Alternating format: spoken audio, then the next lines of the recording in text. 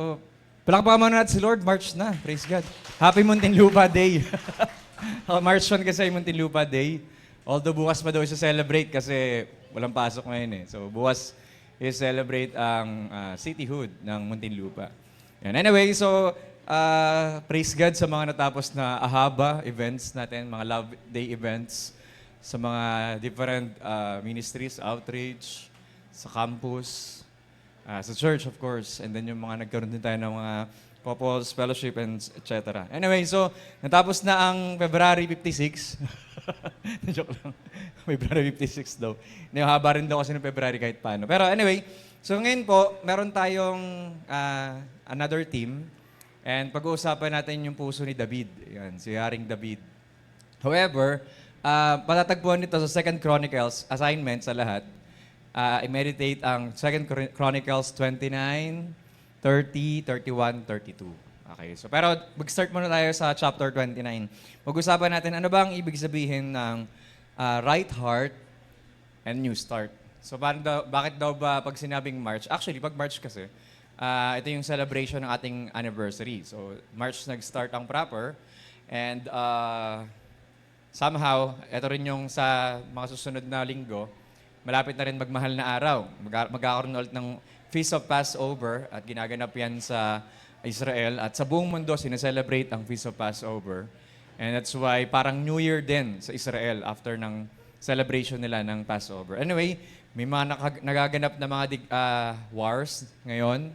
Kahapon, kagabi pala, nagkaroon ng airstrike ang Israel at US sa Iran. So, medyo naapektuhan kasi may mga parts ng Dubai na nararamdaman yung mga pagsabog and so on. So, isama natin sa prayers yung mga yon kasi kagabi rin, kagabi nga ba ako ngayon? Yung aligning nung 6 planets. Nagkaroon ng alignment ang 6 planets.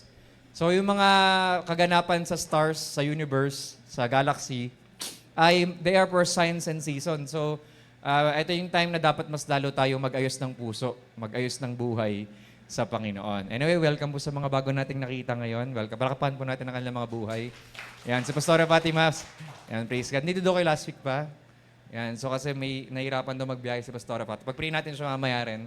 So now, sa 2 Chronicles, bibigyan ko lang kayong konting background. Bago si King Hezekiah, nagkaroon muna ng isang hari na si King Ahaz. So yung pangalan niya sa Tagalog, Ahaz. Zay kasi yung dulo. So Ahaz talaga yung ugali niya kasi masama yung naging reigning niya sa Israel, sa Judah. However, meron siyang anak, ang pangalan ay Hezekiah. At nakaka-amaze naman, itong si Hezekiah, doon nakita niyang wicked yung tatay niya. Masama yung tatay niya. Nung siya na yung naging hari, na sinamatay si King Ahaz, at pinasa na sa kanya yung trono ng pagiging hari ng Judah. Ito yung sabi ng Bible. He did what was right in the sight of the Lord, according to all that his father, ano ang pangalan ng father sinabi? David, hindi Ahaz. Okay? According to all that his father David had done. Nakakatuwa kasi hindi tinawag na father niya si Ahaz. Hindi kay Ahaz, kundi kay David. So, ibig sabihin, meron something kay David na etong si Hezekiah, finalo niya yung puso na kagaya ni David. So, sabi daw, pag sinabi natin, meron mong clicker pala. Masa yung clicker natin. Sabi daw, pag sinabi mong new season, a new season, pakinext po, begins with a right heart. So, dapat tama ang puso. Kung gusto mo magsimula ng bagong season, gusto mo magkaroon ng new beginnings, fresh beginnings, magsisimula yan kapag tama ang puso natin. Sabihin nyo nga, tamang puso. Hindi may tamang puso, ha? Mahirap yung may tama. So, dapat tama, right heart dapat tayo.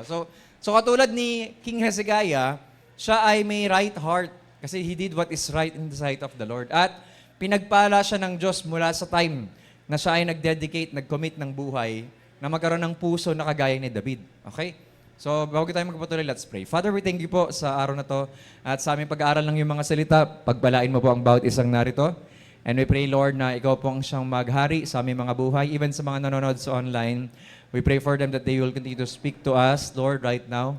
And help us, Holy Spirit, illuminate to us your words and help us understand ang mga pag-aaralan namin ngayon.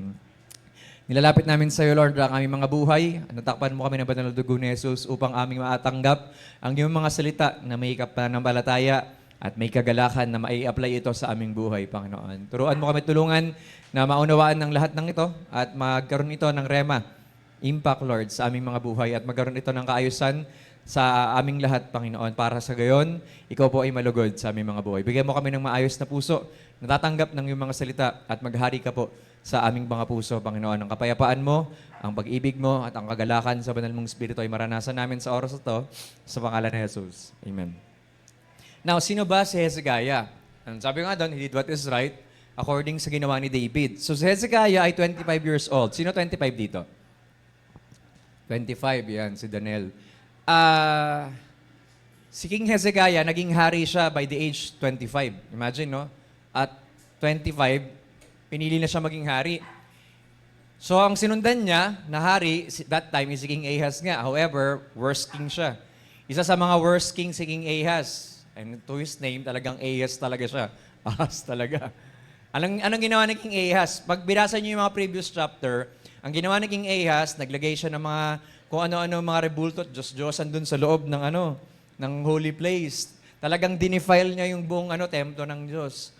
At naglagay siya ng mga Asherah poles at kung ano-anong mga something na magiging karumal-dumal sa harapan ng Diyos. And that is why siya yung isa sa mga worst king dahil sa kasamaan niya. Pinalitan siya ni King Hezekiah. Well, the name Hezekiah is dalawang word, Yah and Hezek. Ito ay tinatawag na the Lord is my strength. Yan, yun yung pinangalan namin kay Bunso. Yan, si Hezekiah. Shalom, Hezekiah, because the Lord is my strength, yung ibig sabihin niya. Okay, he chose David's heart, not his father's sin. So kaya makikita natin, may something kay King Hezekiah na maayos yung kanyang puso. At doon sa reigning niya, dahil maayos ang puso niya, maayos din yung naging paghahari niya sa kanyang, sa buong Juda. Sabi nga, spiritual revival does not begin with history. So, tutuusin, yung history ni Hezekiah, galing siya sa tatay niya na masama. Pag binalikan mo yung mga previous kings, medyo din. Marami rin mga previous kings bago kay King Ahaz na masasama rin. Pero, thank God, it begins with decision.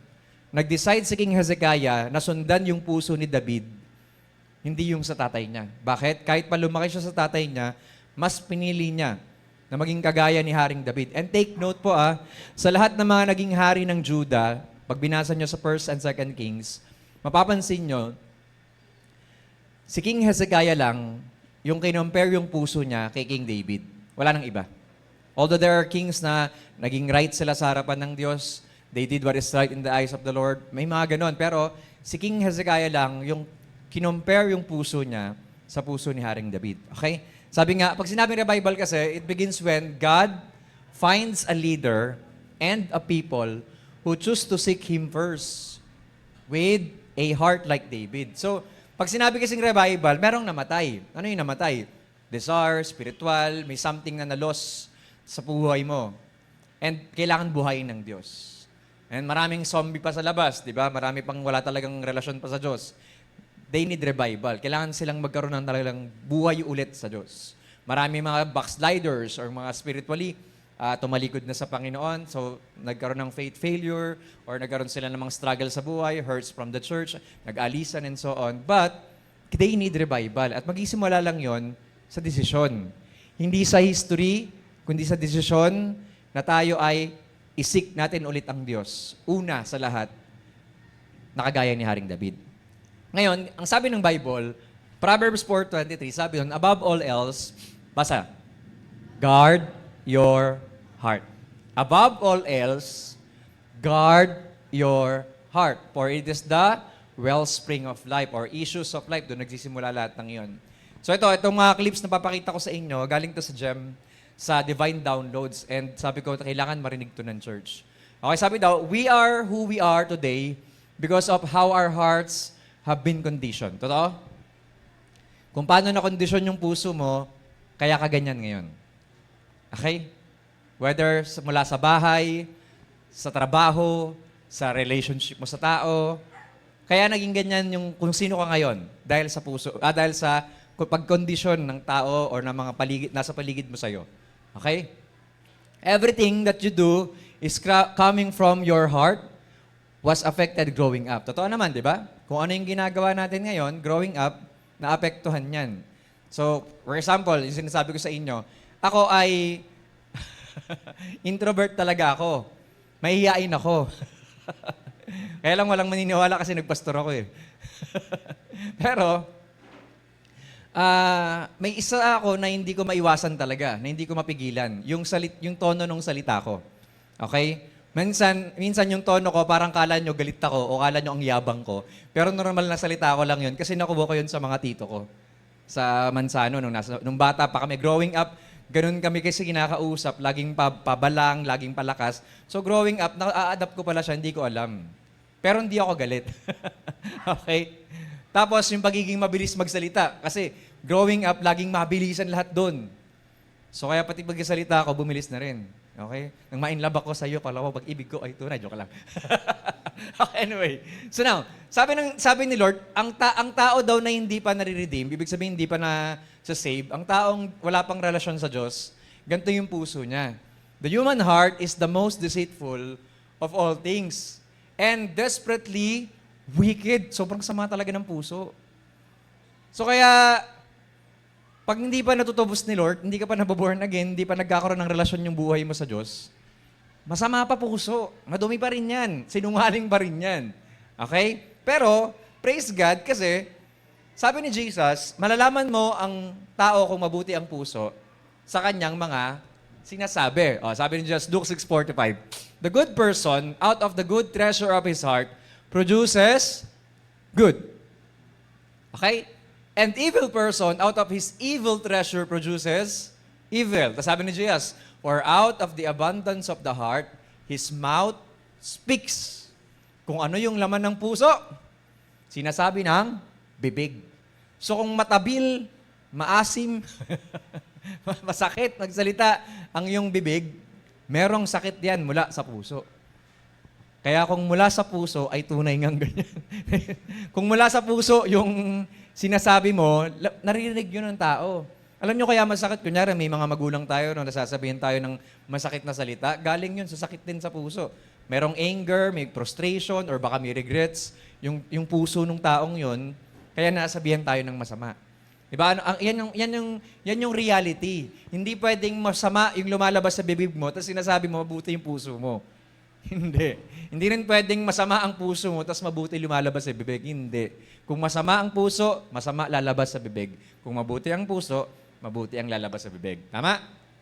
So now, growing up, what has all the wounds brought to our hearts? Habang lumalaki tayo, ano yung mga pain, di ba? Ano yung mga wounds sa puso ng tao? Ito yung iba't ibang klase ng puso. Okay, tuturo ko sa inyo isa-isa. Habang lumalaki tayo, may mga hurts tayong nararamdaman, naririnig mula sa mga tao. Tama? Whether mula sa family mo, sa magulang mo, sa kapatid mo, kaibigan mo, best friend mo, or kung sino man sila, may mga hurts tayong narinig. And pinakamasakit, sa church mo pa naririnig yung mga yon sometimes. May mga nakakausap ka sa church na, ang sakit magsalita nito. Totoo naman yung sinasabi niya, pero sobrang sakit lalo kasi yung choice ng words. Pag-usapan natin, ano yung mga puso kapag nasaktan, growing up? Una, syempre, wounded. May mga ganito ba kayo na sabi, nagdudugo na yung puso ko. Diba? I can't speak, I am insecure. Yan. Yan yung mga reason bakit maraming tao na humahanap ng mga patches or band-aid na sa sugutang puso nila, pinantatapal nila yon sa mga sugat. Kaya lang, ang pinakamalungkot doon, kahit natapalan na, masakit pa rin. Diba? And bakit? Kasi bleeding siya eh. Natatapalan mo, kaya lang bleeding pa rin. So ang hirap. Diba? Sobrang insecure. Sabi nga, ang reason ba't nagbo-boyfriend, nag-girlfriend na maaga mga kabataan, kasi meron mga insecurities. Hindi naramdaman yung love sa loob ng bahay, hanapin sa labas ng bahay. So, yun yung reality ng buhay kasi may mga wounds na natanggap sa loob ng bahay na ang nag-patch up yung mga tao sa labas. That's why hindi nahanap sa loob, hahanapin sa labas. Okay? Ano pa? An abandoned heart. Kapag may mga hurts, feeling mo, inabandona ka. Diba? Sabi niya, I always feel no one really loves me. Naramdaman niyo na ba yun dati? Pakiramdam ko, wala nagmamahal sa akin.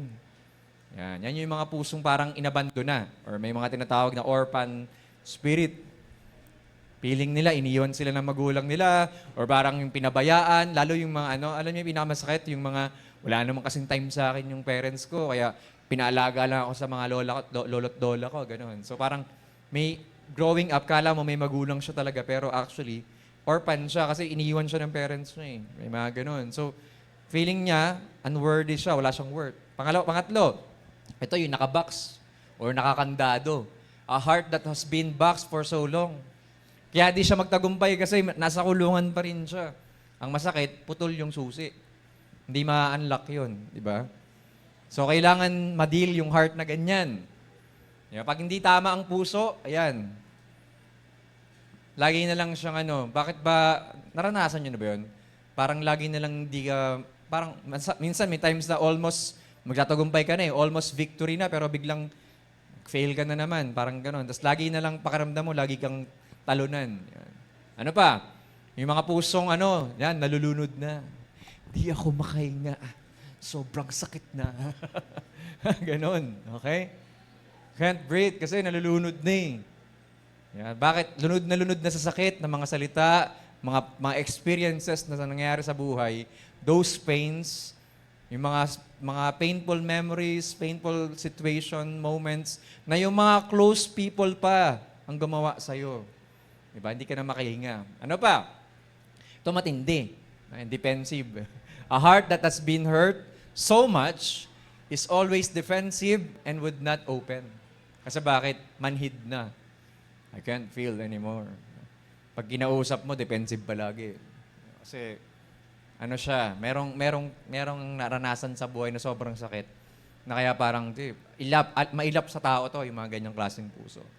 Eto, kung merong ganyan, may pusong bato rin, di ba? Yung a heart that has dried up and hardened as stone. Sa part niya, I have nothing left to give. Ubus na ako. Yan. Di ba? So, yan yung mga klase ng puso na kapag naranasan natin yung mga painful or hurtful words or situations sa buhay natin, growing up, naapektuhan yung puso natin. However, hindi natin kayang baguhin puso natin. Sabi ni James Jordan, your mind is yours and your will is yours. But it is not you. Bakit? Your heart is you. Totoo ba? Pwede natin kasi baguhin yung mind natin. Pwede natin baguhin yung will natin. Pwede na tayo mag-decide. Di ba? Narinig niyo na ba yung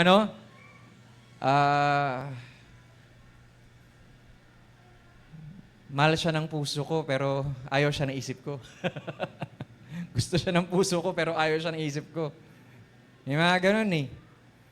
Ang tawag doon, dalawa puso.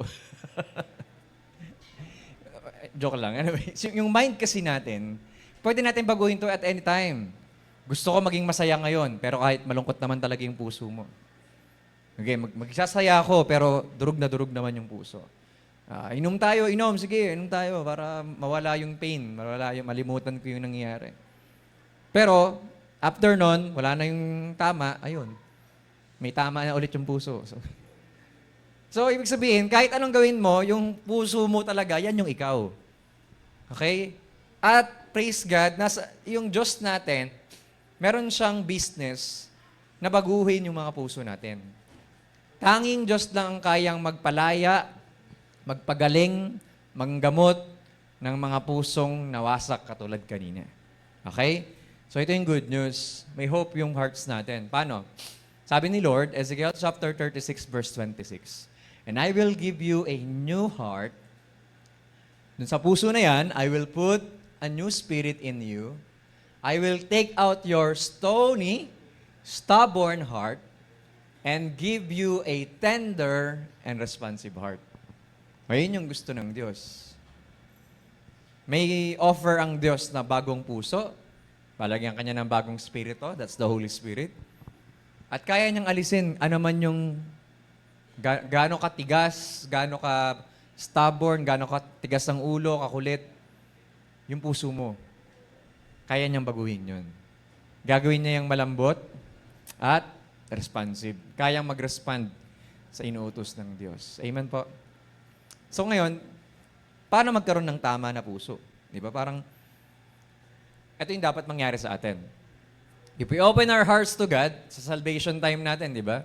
Sa time na nag-decide kang magkaroon ng relationship sa Diyos, yung butas sa puso mo, He will fill. Ano man yung mga naging brokenness, naging damages, kayang hindi lang ipapatch ni Lord, babaguhin niya. And sabi niya, but if we keep opening our hearts to God daily, sa araw-araw na to, we can become His sons and daughters. So, ang nais ng Diyos sa atin, magkaroon tayo ng relationship sa Kanya, wherein tatay natin siya. And He can deal with that heart, yung puso natin, na broken for the past years na lumipas, at kaya niyang baguhin yan on the spot ngayon, yung puso na yan. I-heal, i-deal ang lahat ng mga laman yan kung isusuko mo yung buhay mo sa Kanya. Kung mag-decide ka today na maging anak ng Diyos. Or talagang magkaroon talaga ng relasyon sa Diyos bilang anak niya. Na open sa Kanya. Na Lord, ito po yung puso ko. Ito yung buhay ko. I surrender. Okay?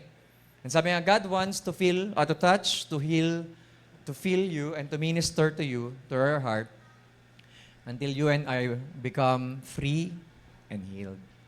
So, si Lord, He is in the business na ayusin yung puso natin para makalaya tayo. And hindi tayo magiging maayos kasi sa buhay towards others kung hindi maayos yung puso natin. So, paano magkaroon ng tamang puso? Number one is that right heart chooses what is right. Amen? Kung may tama kang puso, una mong ginagawa, yung desisyon. Ano? Piliin yung tama. Okay, gaya ni King Hezekiah, he did what was right in the sight of the Lord. According to all that his father David had done. So, makita natin, meron siyang alignment sa Diyos. May alignment yung puso ni King Hezekiah sa kalooban ng Diyos. Nakita niya, maraming taon ang sama-sama ng tatay niya. Pero hindi siya doon tumingin. Kundi sa Diyos ni David, nagpapala sa reigning ni King David. So sabi niya, mag-a-align ako dun sa puso ng Diyos.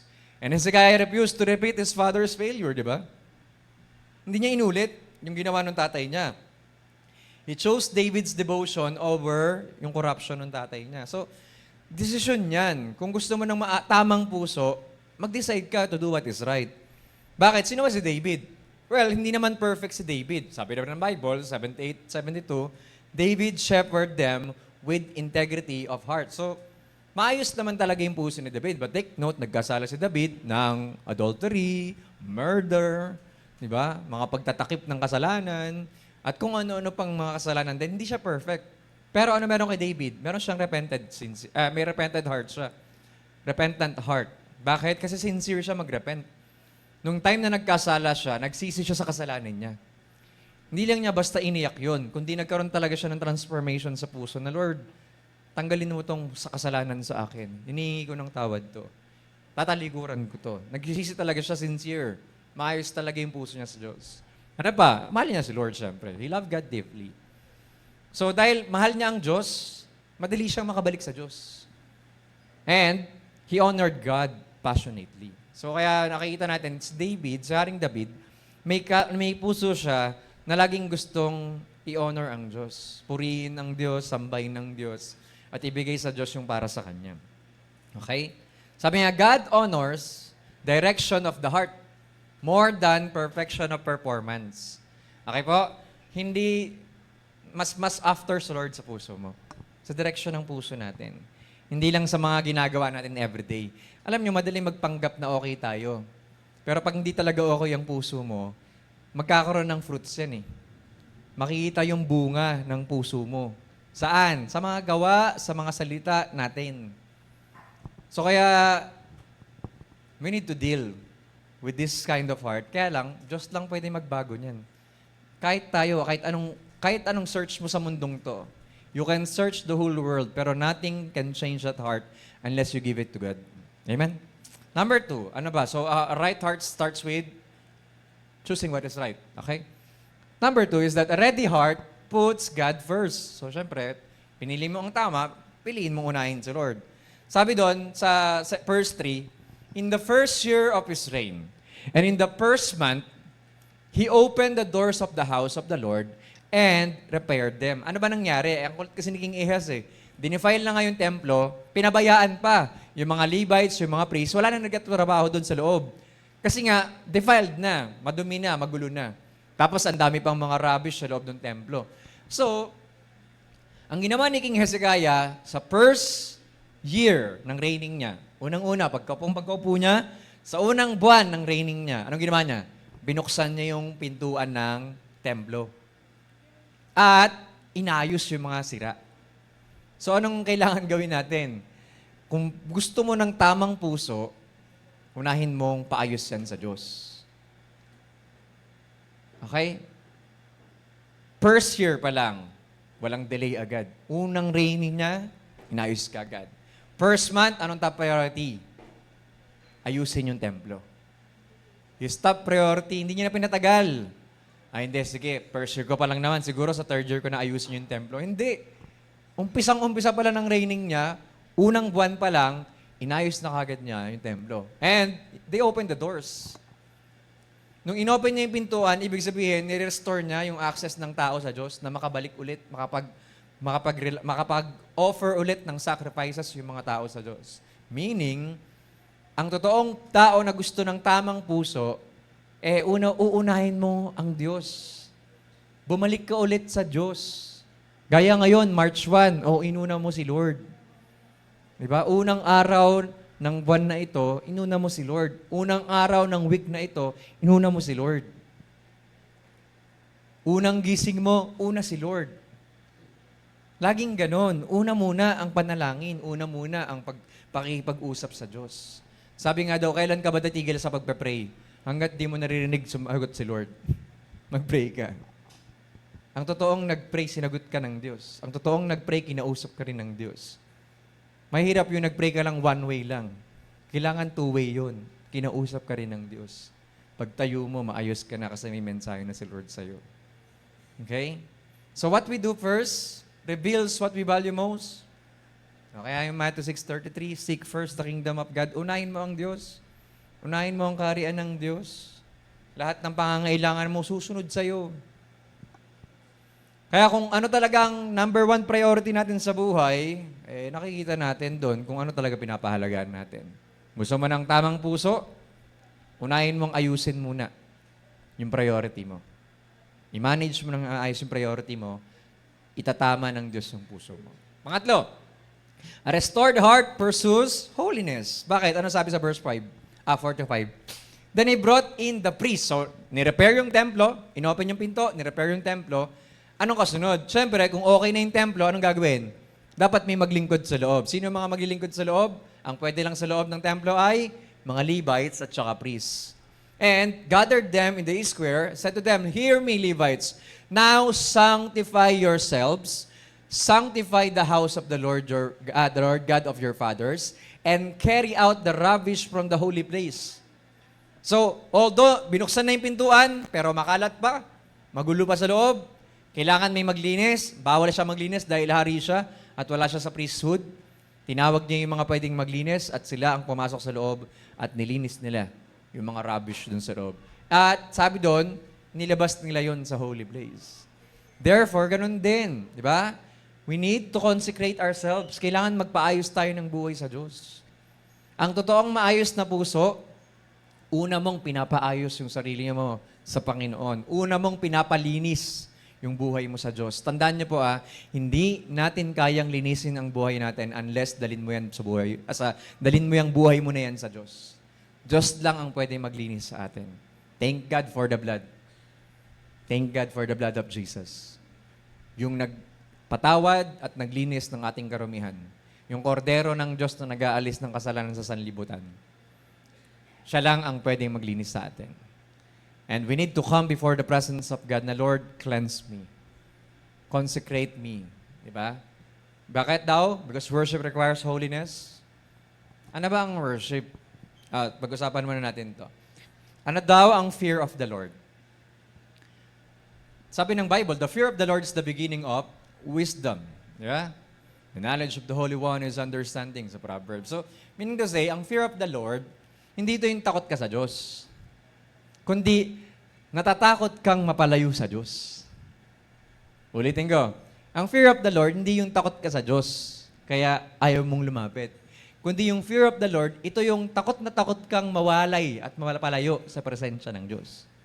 Ibig sabihin, dahil meron kang takot sa Diyos, meron kang relasyon sa Kanya, siya yung sinasamba mo, ayaw mong mawalay sa presence niya. Kasi pag nawala ka sa presensya ng Diyos, mamamatay ka. Ganon kahalaga sa'yo yung fear of the Lord. Kaya kung meron kang takot sa Diyos, ayaw na ayaw mong mawalay sa presence, sa piling ng Diyos. Gusto mo laging kasama siya. That's how you call fear of the Lord. Hindi yung takot ka sa Diyos, nahihiya ka kasi kasalanan ako eh. Tandaan mo, hindi ka makakalapit sa Diyos kung bitbit mo pa yung kasalanan na binitbit na ni Jesus sa cross. Ulitin ko, hindi ka makakalapit sa Diyos kung bitbit mo pa yung mga kasalanang binitbit na ni Jesus sa cross. Okay?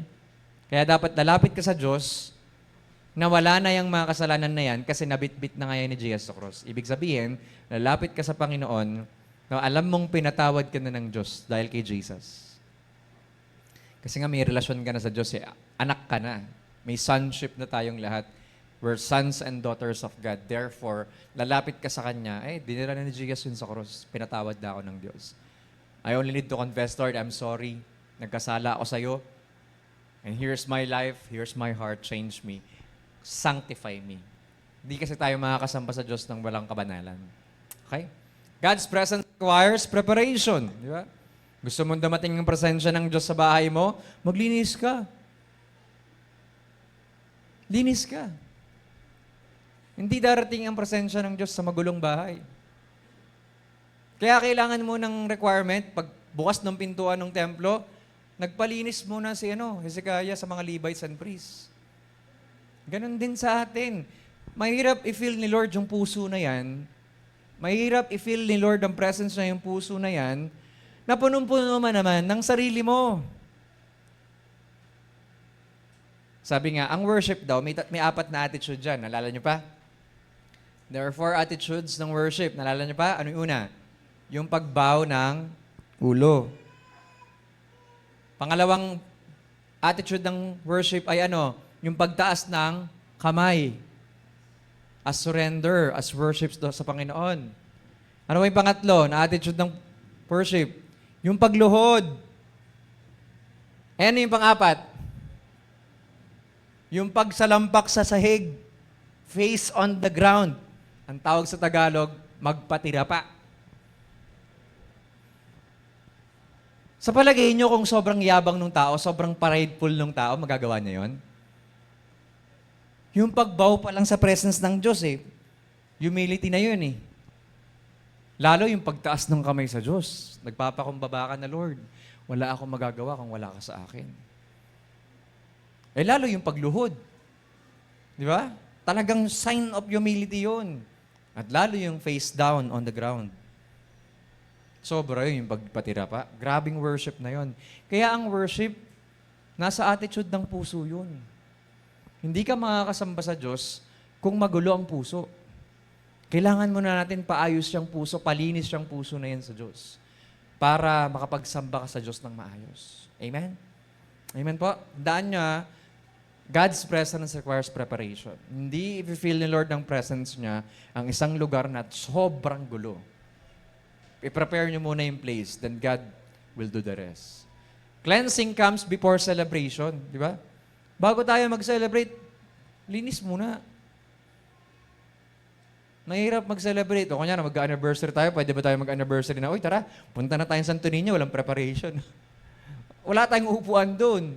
Wala tayong gagawin doon. Kailangan i-prepare natin yung place muna. So, nasa preparation yon, nasa consecration. Pag sarabing consecration, sa simpleng salita, maligo ka. Maligo ka ng Word of God. Maligo ka sa presence ni Lord. Magpalinis ka sa Diyos, in short. Maligo ka sa blood ni Jesus para ma-cleanse ang lahat-lahat ng karumihan sa atin. You cannot enjoy God's presence while ignoring God's standards. Hindi mo ma-enjoy yung presence ng Lord kung meron kang sinasantabi na pinapagawa sa'yo ni Lord at ayaw mong sundin yun. Hindi pwede. God is holy, and He's still holy, and we must be holy, for God is holy. Okay? Hindi mo kailangan maging perfect. Ang point lang, if you really know that God is holy, magpapalinis ka, magpapaayos ka ng buhay sa Kanya. Kung alam mo nang madumi yung buhay mo, kung alam mo nang makasalanan ka, kung alam mo nang magulo yung puso mo, mas alam mo kailangan lumapit sa Diyos. Kasi Diyos lang ang pwede mag-ayos niyan. Amen? So, pang-apat, ano naman? Ang isang humble na puso, or may tama, right na heart, ay nagko-confess ng kasalanan. Anong ginawa ni Hezekiah? Sa verse 6 to 9, sabi niya, for our fathers, so hindi lang siya, ang kino-confess niya in behalf ng mga nauna sa kanya.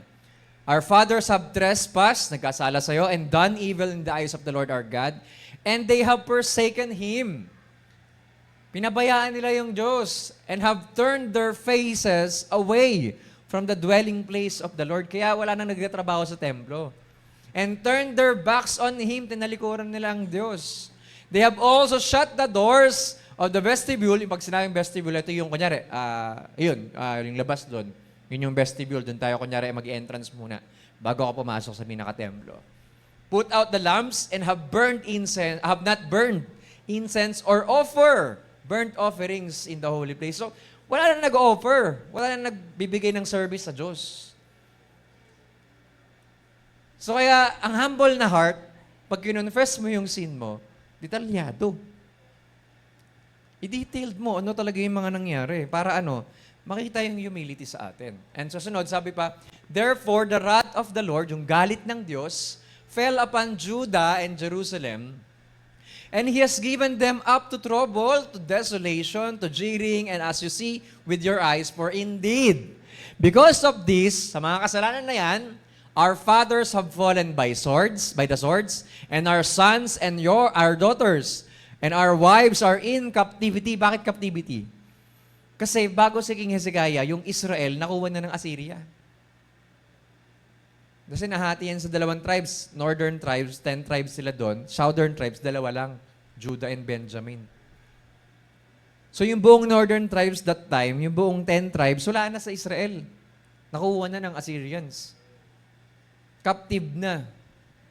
And yun yung kino-confess ni Hezekiah sa Diyos, Lord, we're sorry, ito yung naging kasalanan namin sa iyo. Diba, Hezekiah named the sin clearly. They turned their backs, they turned their faces away sa dwelling place ng Diyos. Clearly, malinaw niyang sinabi lahat ng sin. Yun ang totoong confession. Kaya nga confession, i-confess mo talaga kung ano yung ginawa. Ano pa? He acknowledged consequences. Ano yung in-acknowledge? Ayun kaya nagkaganto yung bansa natin kasi pinabayaan natin ang Diyos. Acknowledge mo, kaya nagkakaganyan yung buhay kasi may kasalanan. Gusto mong pagpalain ka ng Diyos, sumunod ka. Magpaayos ka. Pero nagkakawarde-warde ang buhay natin kapag hindi tayo sumusunod. Okay? And no excuses, no blame shifting. Hindi niya sinisi yung mga, kasi kung si Haring ganito, si ganyan, tatay niya. Hindi.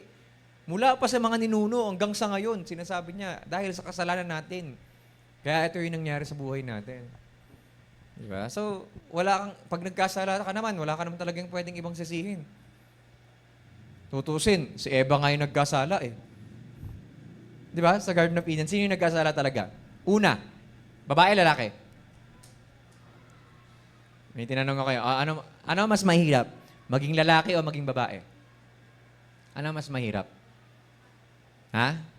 Sa mga babae, ano mas mahirap? Maging babae o maging lalaki? Maging babae. Bakit daw? Kasi, syempre, nagbubuntis, mayroong monthly period, may mga mood swings, di ba? Tapos, nagbabago yung shape ng katawan, pag tumatanda, and so on. So, ang daming issues ng babae. Kaya ganun kahirap maging lalaki kasi uunawain namin yung babae. Rafi. Kaya mahirap maging lalaki, okay? Kasi pag nag-asawa ka, lahat ng bigat at hirap ng problema at ng buhay ng isang babae, uunawain namin lahat yon. Kaya tignan nyo, ang unang kumain ng bunga si Eva. Sino ang tinawag ng Diyos? Si Adan. Di ba? Hindi naman kay Adan galing eh. Sa babae galing yung kasalanan, na-operan lang siya eh. O sige. Yeah, pero sino ang tinitake na accountability sa kasalanan? Si Adan. Yung lalaki kasi siya yung asawa. Siya yung husband. Kaya sa asawa, ang kasalanan ng babae, ng wife, kasalanan din ng husband. Yari, kasi isa sila sa Diyos. Di ba? So, kaya lang, tingnan mo, na nagkasala na, ano na nangyari kay Adan? Dahil di na maayos yung puso, sinisi na sino? Yung babaeng binigay mo sa akin. Pinakain ako, kinain ko. Ano naman sa babae? Yung ahas. Nagturuan na. Yung ahas, walang maturo, tinanggalan ng panturo. Tinanggalan ng kamay, ng galamay. So, ngayon, sa Hezekiah, walang ganun-ganun. Wala siyang sinisisi. Kasalanan nating lahat to eh. Tayo ang gumawa ng dahilan ba't tayo nagkaganto. Diba? Ganun kahalaga ang confession. Sabi nga, sa Proverbs 28:13, sino man ang nagtatakip ng kanyang kasalanan o nagtatago ng kasalanan niya, sabi nun, whoever conceals their sins does not prosper. Hindi ka magtatagumpay kung tinatago mo yung kasalanan na yan. Kahit anong tago mo, ibubulgar ng Diyos yan. Mas maigi nang i-confess mo na ngayon yan sa Diyos, kaysa dumating pa yung time na ipahiya ka niya sa buong mundo. Dahil sa pagtago ng kasalanan na yon. Kasi bakit sabi, ito yung promise but the one who confesses and renounces them finds mercy before God. Diba? Kaya confess na natin, Lord, ito po yung kasalanan ko, I'm sorry for this. Diba? Kung di mo ma-confess sa iba, confess mo sa somebody na reliable, leader mo or yung pastor mo, kung sino man sila. Bakit daw? Healing begins where confession starts. Sa mga counseling ko rin, sa mga tao, mahirap ma-heal yung tao kung di sila mag-confess. There are people na na-counsel ko na pinagaling ni Lord, naging better sila kasi kinonfess nila yung pinaka-kasalanan or pinaka-nangyari sa buhay nila. There are people na tinatago pa rin nila, so wala nangyaring healing. God will restore you, will heal you the moment you confess that to God. Yeah. Lord, ito yung kasalanan ko. Magiging totoo lang ako. Ito talaga yung nangyayari sa akin. Di ba? Next. A covenant heart leads others forward. Yan. Pag meron kang pusong tama, nakakaakay ka ng iba. Bakit? Anong ginawa ni Hezekiah? Verse 10 to 11. Now it is in my heart. Ang lead pala, sorry, no? Now it is in my heart to make a covenant with the Lord God of Israel. Di ba? Nagsimula sa kanya bilang hari. It is in my heart na makipag-covenant sa Diyos. Makipag-vow or promise sa Diyos. Na ano? That His fierce wrath or anger may turn away from us. Sabi ni Hezekiah sa mga tao, my sons, do not be negligent now. For the Lord has chosen you to stand before Him, to serve Him, and that you should minister to Him and burn incense. Ang totoong may leadership na galing sa Diyos at nagpapakumbaba at gusto maging tama yung buhay niya sa Diyos. Unang-una yon na siya ang nakikipag-covenant. Nakihumingi, Lord, nagkasala kami kaya nagkakaganto kami. Kaya Lord, ako yung una magpapaayos ng puso sa'yo. Di ba? Kapag walang nag-decide sa atin, for example, sa mga leaders ng church na to, pag walang nag-decide sa atin maging maayos yung puso sa Diyos, palagay nyo, magpaprosper tong church? Hindi. Kung kami mga leaders, napakita nyo, nagsusuntukan kami, nag-aaway kami, walang prosperity na gagawin ng Diyos dito. Bakit? Kapag magulo ang mga leaders, magulo rin. Bakit? Pati yung mga sumusunod. Kaya, it must begin sa pinaka-head, sa pinaka-leader, down sa lahat ng mga workers at mga members ng church. Magiging maayos ang lahat. Kapag yung pinaka-leader ang nagsimula. Just imagine, kung si BBM, si President BBM, mag-humble sa Panginoon, humingi ng tawad sa Diyos, ilapit sa Diyos ang lahat naging kasalanan ng bansa natin. Gaano kaganda yun? Gaano ka-wonderful na makita mo yung pinaka-leader ng bansang to, nagpapakumbaba sa Diyos. Yun yung nangyari sa kanila. Yung mismong hari, yung presidente, yung prime minister nila mismo, ang humingi ng tawad sa Diyos. O, di ba? Nagsisimula yung desire sa pinaka-leader. Pag corrupt ang leader, corrupt ang mga tao. Pag godly ang leader, godly ang mga tao. Kaya nakakatuwa sa Pasig, si Mayor Bico. Yeah, yung iba, tawag na sa kanya, Bibi ko. Di ba? Grabe yung ginawa ng mayor na yun sa Pasig. Patapos na yung term niya, pero walang utang ang Pasig. Ang daming projects na ginagawa. Yung ano lang yung lahat ng libre. Mag-aaral ka na lang, libre na lahat eh. Hindi ka nabibiling gamit, may gamit na rin. Sapatos, meron na rin. Mismong siya na mayor, suot yung sapatos na pinapamigay nila. Ganon ka humble kasi godly. And sabi ng Bible sa Proverbs, when the king is righteous, the whole city rejoices. Magsisimula sa pinaka-leader yun. Aakayin niya yung mga tao. Gaano kasaya? Galing ako sa mga seminar, itong lately sa government, sa PSA, sa LCR, Local Civil Register, kasi nagkakasal nga tayo. Nakakatawa na yung mga MC na nagpe-present kapag i-introduce si Mayor Biason, di ba? Lagi na lang sinasabi, di na po natin patatagalin ba, tatawagin na po natin yung ating nakaka-proud na mayor ng city ng Muntinlupa. Nakaka-proud. Bakit? Kasi at least meron tayong godly na mayor. Kaya, sa iba, grabe bagyo, pagdating sa Munti, pansin nyo? Grabe yung mga bagyo sa iba't ibang parts ng Pilipinas, pagdating sa Munti, di ba? Sobrang mga nakaraang bagyo, sobrang laki daw ng bagyo. Pagdating sa atin, kumulimlim lang, humangin lang ng konti, umambon lang ng konti. Ay, tapos na. Sa kanila, grabe, winawasak yung mga bahay nila. Alam niyo kung bakit? Kasi mula sa leader ng city, maayos. Pag godly ang leader, nagiging maayos yung buong syudad. Isama mo pa yung mga body of Christ, yung mga churches na nagpe-pray lagi para sa city natin. Diba? Kaya ganun kahalaga yung covenant. Mangako tayo sa Diyos. Revival needs leadership initiative. Kailangan mag-start yun sa pinaka-leader. Kapag flag racing sa City Hall, mapapansin nyo, pag nanood kayo ng live ng City ng Muntinlupa, yung page ng Muntinlupa, madalas, pag nagsalita na si Mayor, lagi siya nag-share ng Word of God. Meron tayong Mayor na sinishare yung Bible verse of the day niya. Napakasarap tignan nun. Diyan sa barangay, yung mga kagawad dyan, ang laging sinasabi dyan, even si Cap, di ba? Yung paglilingkod natin sa gobyerno ay paglilingkod natin sa Diyos. Saan matatagpuan yun? Romans 13. Meron tayong mga godly leaders dito. Praise the Lord, even sa government, nape-penetrate na sila. Yung mismong regional director ng PSA, namit namin, si Kanodi. Yung nakapirma sa lisensya ko sa pagkakasal. Siya rin, godly rin. Ano pa? Hezekiah stood first. Siya ang una na humingi ng tawad sa Diyos. Leaders set the spiritual temperature. Kaya pag hindi maayos yung temperatura ng leader, masasaktan ng lahat. Diyan sa barangay, sabi sa akin ng isang dyan, Pastor, bakit ganoon? Pag mga pastor nag-share ng Word of God, laging galit. Magsisi na kayo sa kasalanan nyo, tumalikod kayo sa lahat. Lagi daw galit. Sabi sa akin, nung ako na yung nag-share, sabi, ay, hindi pala lahat po ng pastor galit. Kasi kalmado lang tayo mag-share.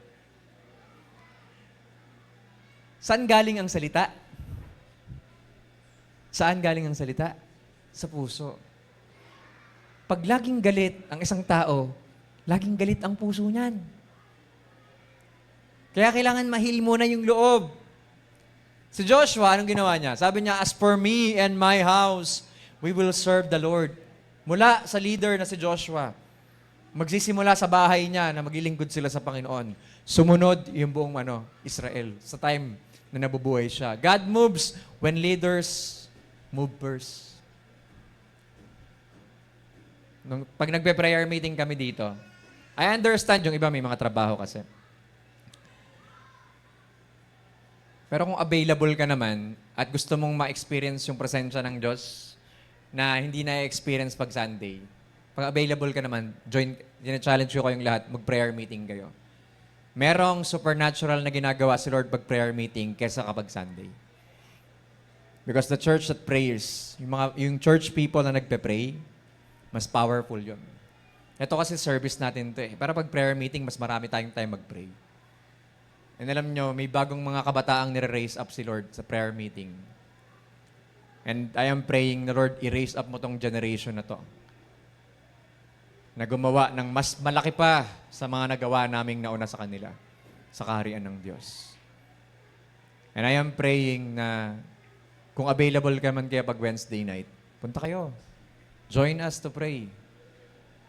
Nawa magsimula sa mga leaders ang initiative para gumilos ang Diyos lalo sa ating buhay. Next, dalawa na lang, tatlo na lang pala. An obedient heart responds immediately. Sabihin nyo nga immediately. Immediately. Dapat daw, pag tayo ay may tamang puso, mabilis tayo sumunod sa Diyos. Yung kasunod na verse, sabi verse 15, yung verse 12 to 14, binanggit yung lahat ng pangalan ng mga makakasama sa loob para maglinis. Sa verse 15, and they gathered their brethren, sanctified themselves, so nagsilinis sila ng buhay nila, nagligo sila, nag-ayos sila ng sarili, and went according to the commandment of the king at the words of the Lord, to cleanse the house of the Lord. Then the priests went into the inner part of the house of the Lord to cleanse it, and brought out all the debris that they found in the temple of the Lord to the court of the house of the Lord, and the Levites took it out and carried it into the brook Kidron. Now, they began to sanctify on the first day of the first month. Kailan? March 1. Hindi lang. January 1 pala dapat.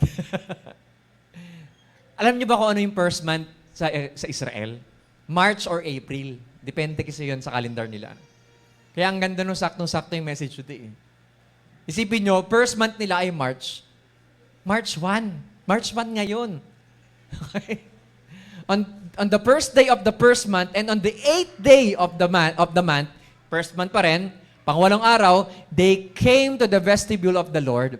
So they sanctified the house of the Lord in 8 days. Just 8 days.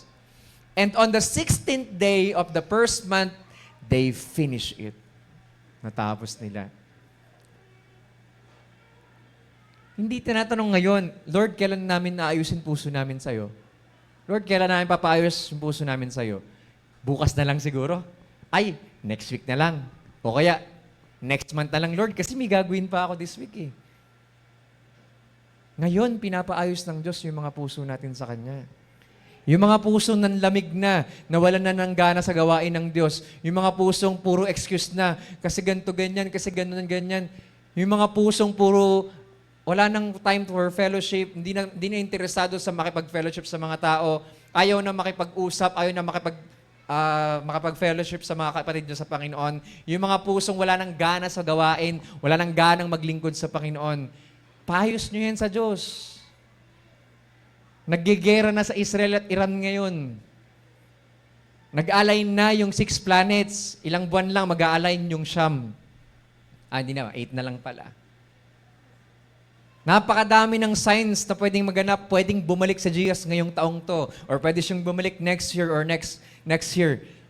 Pag inabutan ng Diyos na ganyan pa rin yung puso natin, hindi pa rin maayos sa Diyos, matakot kayo.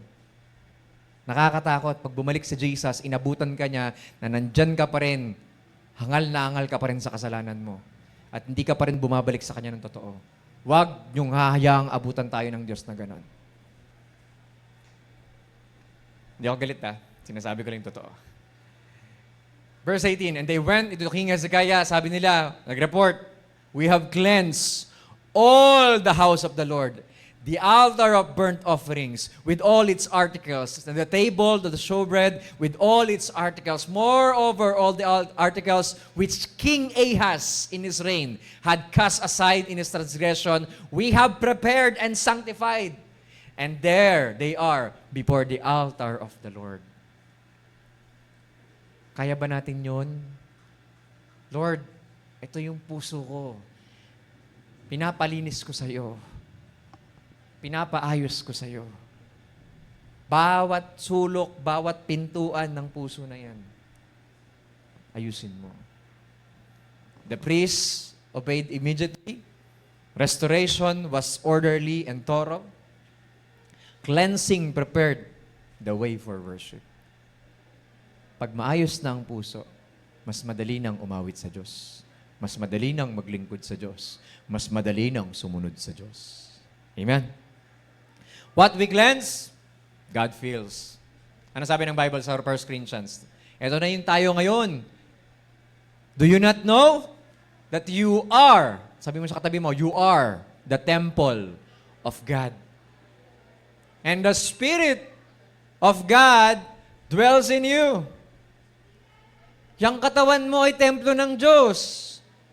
Yung banal na Espiritu ay nasa katawan na yan. Malinis ba yan? Yung tinatanong ako nung Wednesday. Yung anointing ba ni Benny Hinn? Anointing ni Billy Graham? Anointing ni Charles Stanley? Anointing ni David Hernandez? Ni Vlad Savchuk? O yung mga previous, mga preachers, anointed prophets? Yung anointing ba na meron sila, ay meron din tayo? Yes or no? Yung banal na spirito ba na nasa akin, ay nasa inyo rin?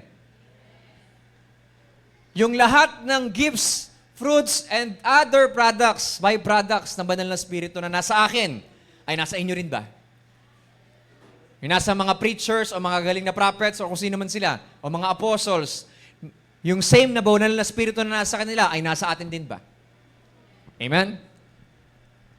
Bakit sila nakakapagpagaling? Ikaw o tayo hindi? Bakit sila nakakagawa ng miracles? Tayo hindi.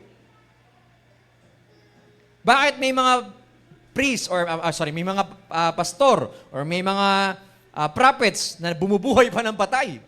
Bakit tayo di natin magawa? Anong problema? Anong pinagkaiba? Alam nyo ano?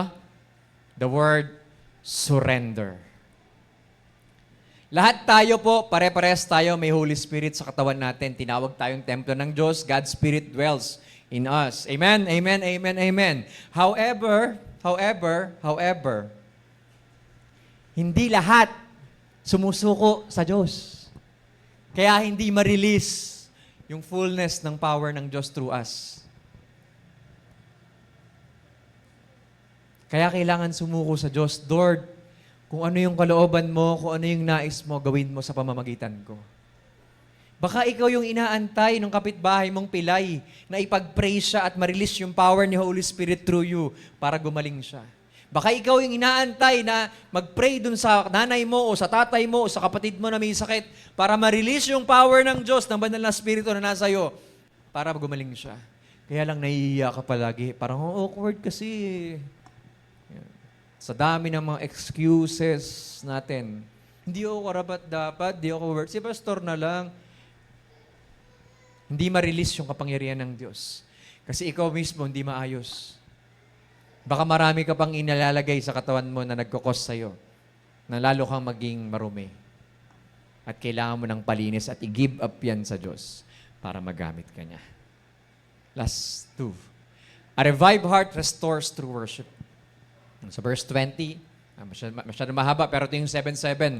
Nag-offer sila ng 7 bulls, 7 rams, 7 lambs. Ano pinagkaiba ng rams sa lambs? Yung rams, mga lalaking tupa. Yung mga lambs, babae. 7 male goats for sin. Well, yung lambs, yung mga bata kasi yun.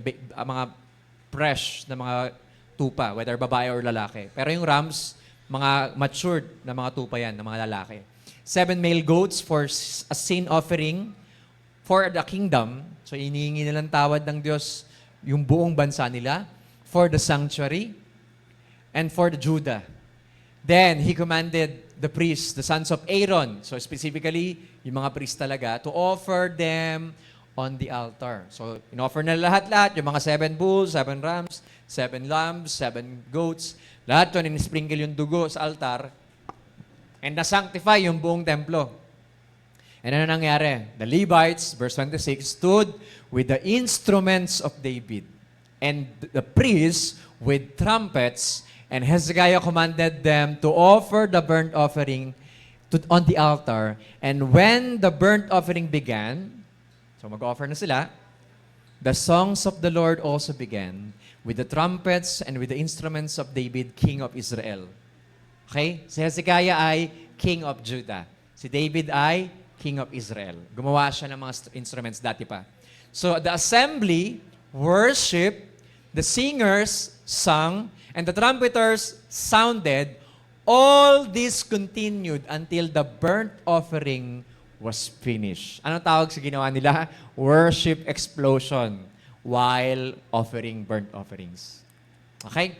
And they had finished offering, when they had finished offering, the king and all who were present with him bowed and worshiped. Okay? Kaya yung bowing sa Diyos, that's an attitude of the heart sa pagsamba. Moreover, King Hezekiah and the leaders commanded the Levites to sing praise to the Lord with the words of David and Asaph the seer. So they sang praises with gladness. Okay? And they bowed their heads and worship. Nakita niyo na?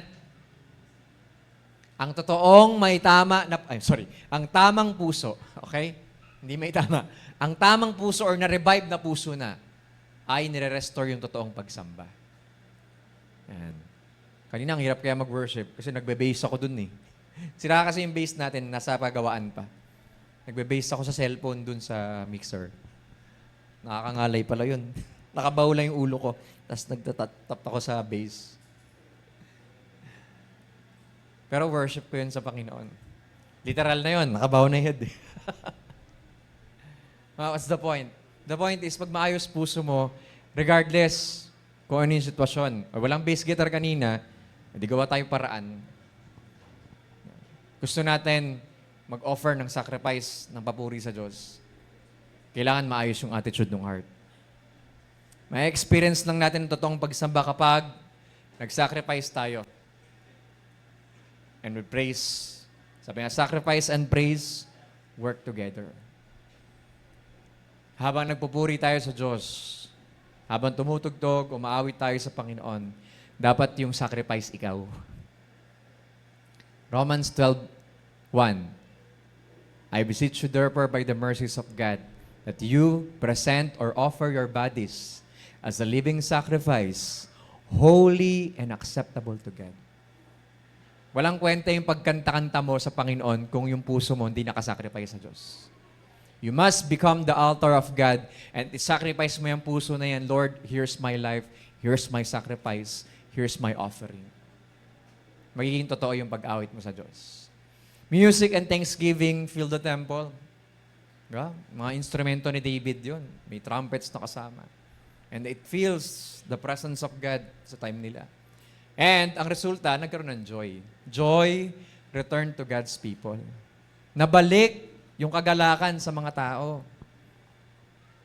Kasi, ito yung last. Sabi nga, when worship is restored, God's presence returns. Because God inhabits the praises of His people. Dumarating yung presensya ng Diyos sa mga tao nagpupuri sa Kanya.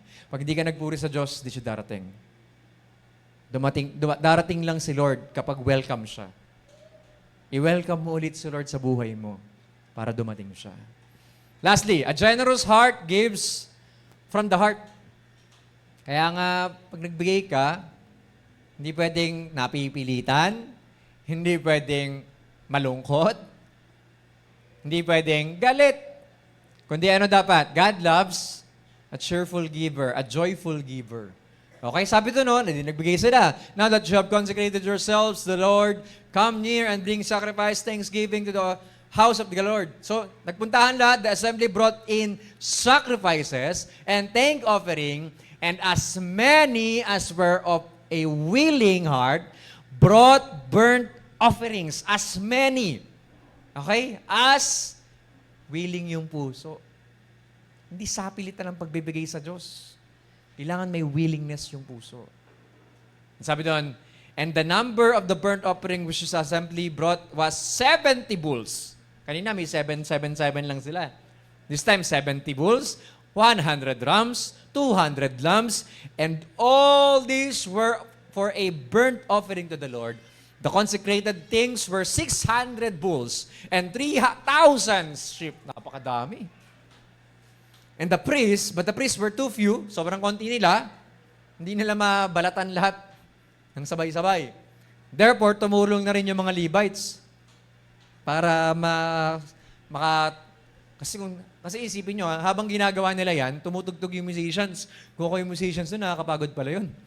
Libo-libo yung binabalatan para i-offer sacrifice, tapos tugtog silang tugtog. Nakakapagod yun. Pero hindi sila napagod. Di sinabi ng Bible, at napagod yung mga musicians, nagpahinga muna sila. Wala. Bakit? Kasi na-restore na yung joy. Hindi po nakakapagod maglingkod sa Diyos kung merong joy.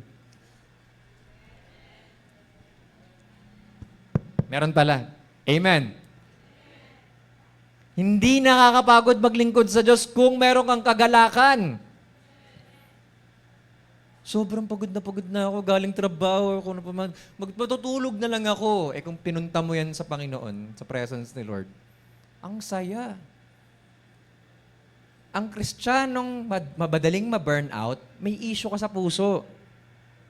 Pag mabilis ka ma-burnout sa mga ginagawa mo sa paglingkod sa Panginoon, may issue ka sa puso. I tell you, may issue ka sa puso kapag ikaw ay mabilis ma-burnout. Yung mabilis ka ma-offend, may issue ka sa puso. Hindi literal emotionally yan, tsaka mentally yan, may issue yan. Kailangan gamutin yan ni Lord. Walang ibang pwedeng gumamot yan kundi ang Diyos. Yung mga taong laging magagalitin, irritable, ay baka may issue sa unforgiveness. Baka may kinikimkim na resentment, sama ng loob. Ipaayos natin yan sa Panginoon. Hindi ako mag-aayos niyan, hindi rin ikaw, si Lord. Ipaayos natin. Pa-check up natin yung heart specialist, yung the best na heart specialist pa rin natin sa panahon na ngayon, mula noon hanggang ngayon, si Lord pa rin. Amen? Walang ibang pwedeng manggamot dyan kundi si Lord. Sabi nga, may free will offering sila. Nag-overflow yon. Revival touch both heart and action. Pag ni-revive ni Lord yung puso mo, magre-respond yung katawan mo. Pero pag hindi naayos yung puso, walang respond yung katawan. Itaas, sabi ng song leader, taas po natin yung kamay natin sa Panginoon. Hirap na hirap. Di ba? Hindi makakapag-surrender yan kung di maayos yung puso. Revive, heart always responds generously. Madaling magbigay. Hindi lang sa salapi o sa material, madaling ibigay yung oras mo sa Panginoon kung merong kagalakan. Mahirap ibigay yung oras kapag ang lagi mong nakikita, kasi ganito hassle, kasi ganyan. Nasa desire ni Lord na tayo ay mag-spend ng oras sa Kanya. Sana i-desire din natin. Nakakatawa nga, may nabasa nga akong meme. Gusto mo ng on-time na blessing? Sino bang gusto ng on-time na blessing? Wala. Gusto nyo late yung blessing. Sino po gusto on-time ang blessing? O maging on-time ka rin sa gawain. Kanina, tuwan-tuwa ako, na-welcome ko na si Ada. Ada, welcome! First time kita na-welcome. Malapit na. Next time yan, worship na. Nakakarating na yan. Gusto natin ng on-time na blessing, maging on-time nga lang sa gawain, ang hirap na. Sabi ko, pag ginawa natin literal yun, principle, so pag na-late ako sa gawain, baka malate din yung blessing ni Lord. Hindi naman gano'n, walang gano'ng doctrine dito. Joke lang yun. Pero sama, oo nga, no? Try ko nga yun, maging on time. Naging on time nga ako sa trabaho, on time sa school. Ba't kaya sa on time sa church ang hirap? Pero kung meron ka talagang maayos na puso, magiging maayos din lahat. Mag-follow lahat. Amen? Ay, meron pa pala. Ito na pala yung dulo. A joyful heart rejoices when God does His part. Yan. Pasensya na medyo mahaba tayo Late ko sa kasi nakuha yung mic Then Hezekiah and all the people rejoice that God had prepared the people. Ba't sila nag-rejoice? Kasi ginawa ng Diyos yung part niya. Bakit? Dumating. Na-set in order yung place, na-set in order yung temple, at dumating si Lord. Kaya merong kagalakan. The service of the Lord, the house of the Lord was restored. Bakit? God brought order quickly. Joy became the evidence of revival. Ang totoong naayos na yung puso, may kagalakan na. Na totoo, yung pag ngumiti, masayang-masaya talaga. Hindi yung napilitan lang. ang totoong inayos na puso ni Lord. Evident yung joy. Kahit anong problema niyan sa buhay, evident yung joy. Kitang-kita yan. Because God affirmed the work. Bakit? Siya ang kumilos talaga.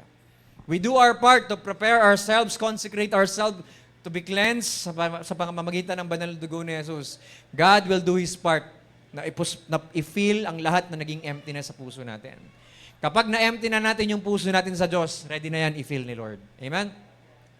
In closing, what God begins through obedience, He completes with joy. Amen? Philippians 1:6, He who began a good work will carry it unto completion. Will be faithful to complete it until the end of time. Sa ibang translation. Pag may sinumulan si Lord sa'yo, tatapusin niya na may kagalakan. Amen po? Amen, amen. Kaya wag yung imamaliitin yung mga small beginnings. Kasi tatapusin ni Lord yan ng punong-puno ka ng kagalakan. Yung mga small obedience natin, grabe yung joy na pwedeng ibigay sa'yo ng Diyos dyan. Amen? Ito formula. Isa-isay natin. Una, dapat a right heart honors God. Amen? Maayos ang puso mo, let's honor God. God must be our first priority. Sabihin nga natin, first priority. Okay? Holiness prepares the way. Amen? So pag na-consecrate ka, God will do His part para naman sa atin. Feel tayo. Confession opens restoration. Pag kinonfess mo yung kasalanan sa Diyos, kaya kanyang i-restore. If we confess our sins to God, He is faithful and just to forgive our sins and to cleanse us from all unrighteousness. Leadership ignites revival. Magsisimula ang revival sa leader. Sa mga leaders. Para magkaroon ng totoong revival ang church. Worship invites God's presence. Amen? Pag totoo na yung puso, maayos na yung puso, pag sumamba tayo, it invites the presence of God. And lastly, God's presence brings revival that results in generosity. Amen? Tignan mo yung katabi mo. Puno na ba ng presence ni Lord? Pag madamot yan, hindi pa. Ang totoong pinuno ni Lord ng presence niya, giver, generously. Amen? Paayos natin yung buhay natin sa Panginoon. Amen po? Shall we all stand? Bago tayo mag-communion, let's all stand. Awitin nga natin yung Rodyong, Lord, I give you my heart. Umpisa natin sa verse. Gawin natin prayer. Sabi doon sa verse, this is my desire to honor you, to honor you. Lord, with all my heart, I worship you. Lord, with all my heart, I worship you, and all that is within me, I give you praise, Lord. All I have within me, I give you praise. I give you praise. All that I adore, all that I adore is in you. Is in you. And here's our prayer, Lord. We give you our hearts, Lord. Lord, I give you my heart, and I give you my soul. I live for you alone. Every breath that I take, every moment I'm awake, Lord, have your way in me. Lord, I give you my heart, I give you my soul. I live for you alone. Every breath that I take, and every moment I'm awake, Lord, have your way in me. Lord, I give you my heart, and I give you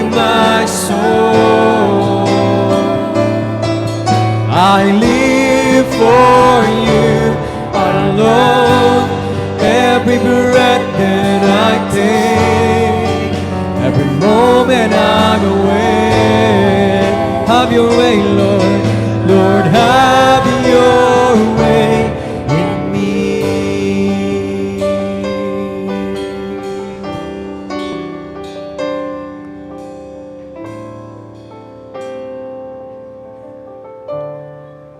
Father, right now, kung sino man sa inyo ngayon, you have decided to be right with God, come forward. Sige, pipikit ako, di na kita titignan. Come forward. Dapat kayo dito sa lapan. You decide today to have a right heart with God. Come forward. Kapikit kayong lahat, baka naiiya sila. Sige po, come forward sa mga gusto magpaayos ng puso sa Diyos. Come forward. Sige po, dito po, pag-pray ko po kayo. Anyone na feeling mo today, you need to be right with God sa puso mo. Come forward. Pag-pray kita. Anyone? Oh, sige, si Kaya na lang. Halika dito.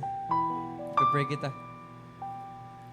Sino po? Meron ba dito sa inyo, alam mo, may issue yung puso mo. May burdens or may pains, heartaches in the past, and you need restoration, you need revival, you need a prayer that will help you to be right with God ngayon. Sige ho, lapit kayo. Huwag kayo mahiya. Tanggalin nyo na tong camera dito para makalapit sila. Gusto mong ma-restore yung puso mo, naglamig, yung puso mo parang nawalan ng gana sa Panginoon. You need restoration, lapit ka dito. Mag-pray tayong lahat. Ayan. Hindi naman required to para sa lahat, ha? Hindi ko sinasabing lahat kayo may issue.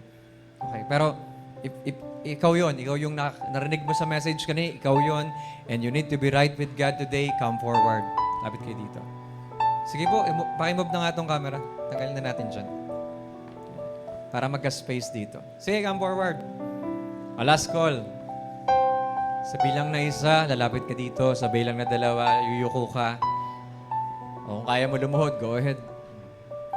Sa bilang na tatlo, magpe-pray tayo. 1. Last call. 1.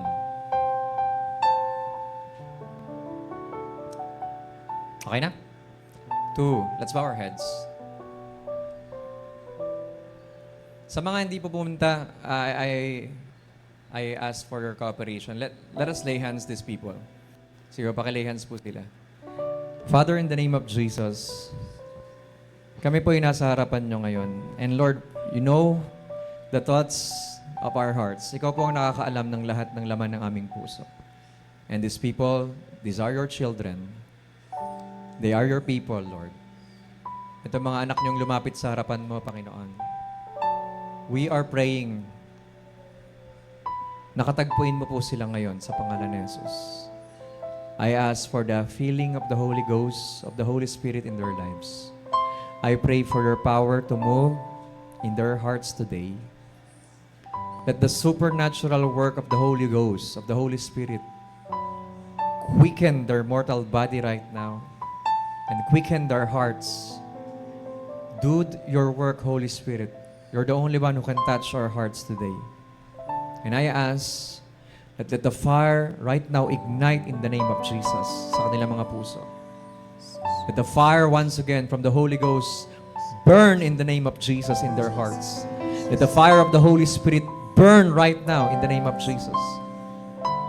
Burn everything that's not your will in their hearts today in Jesus' name.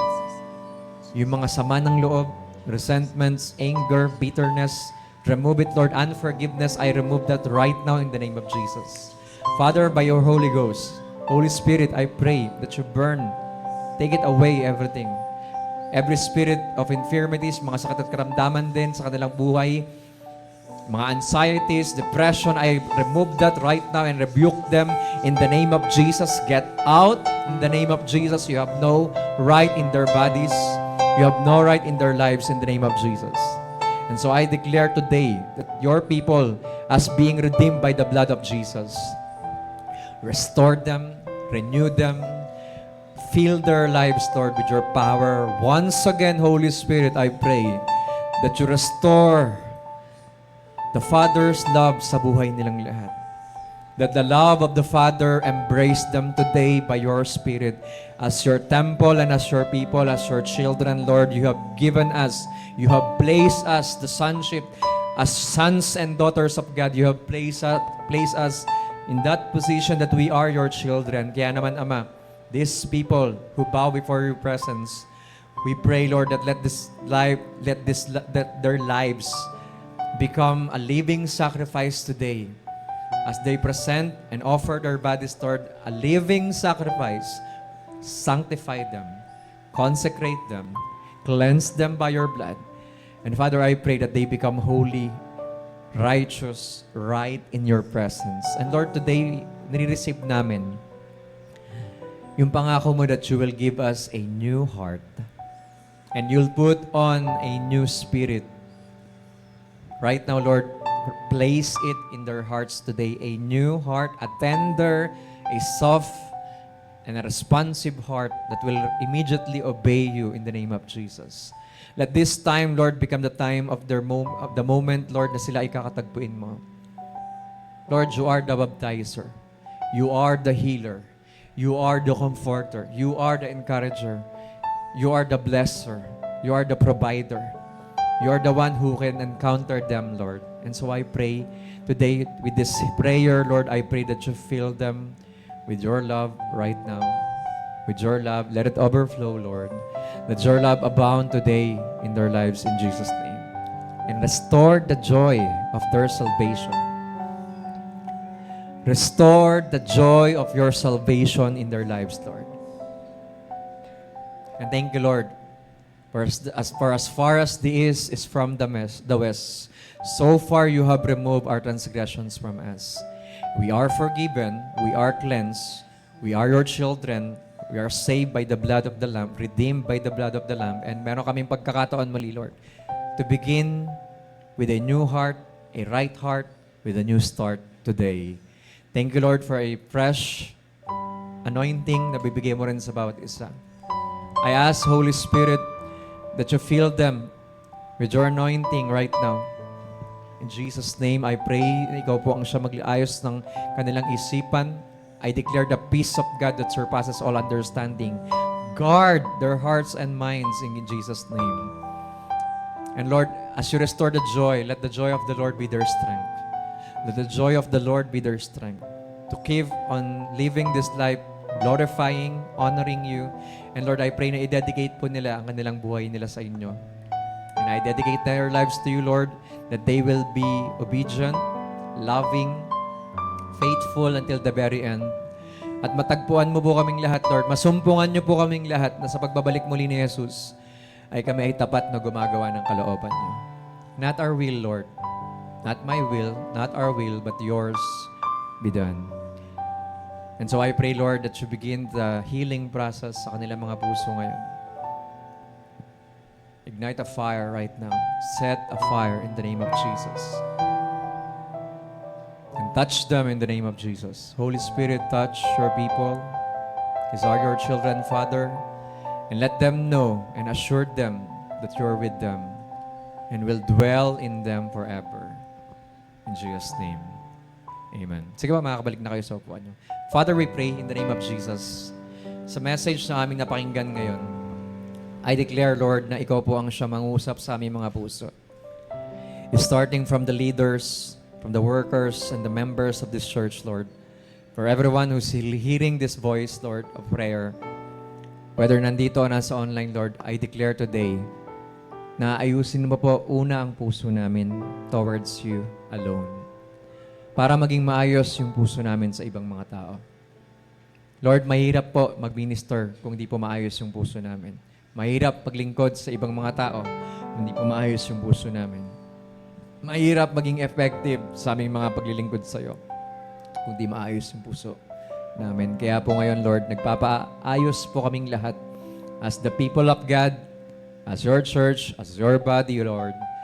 Nagpapaayos po kami sa aming heart specialist. And that's you, Lord. You're our maker. You are our creator. You're the only one who can operate supernaturally sa aming mga puso ngayon. If there are people here, Lord, na wala pang relasyon sa'yo, I pray, Lord, today is the day of their salvation. As they decide today, whoever you are who's listening to this prayer, if you decide to receive the Lord Jesus Christ as the Son of God, as the Lord and Savior and God of your life, you will be saved today. And so I pray, Lord, na sa sino mang magdesisyon ngayon na magkaroon ng personal na relasyon sa iyo, let them receive you to their hearts today. As they open their hearts, Lord, let them receive the Holy Spirit to dwell in their bodies, to become your temple, Lord. And I pray that they decide to have a fellowship, a personal relationship with Jesus as their Lord and Savior, Lord. Kaya dalangin ko, Ama, na sa araw na to, isulat mo po ang kanilang mga pangalan sa aklat ng buhay. And let this day, March 1, become the day of their spiritual birth. And this is the day that the Lord has made, and we will rejoice and be glad in it, Lord. Sa lahat din na narito, Panginoon, sa mga leaders ng church na to, I am praying for them, Lord, that they will become accountable and responsible enough to lead an example for the church to follow. That we will help the church, Lord, to follow you as we follow Christ. And so I pray, Lord, sanctify the leaders of this church. Consecrate us for you alone.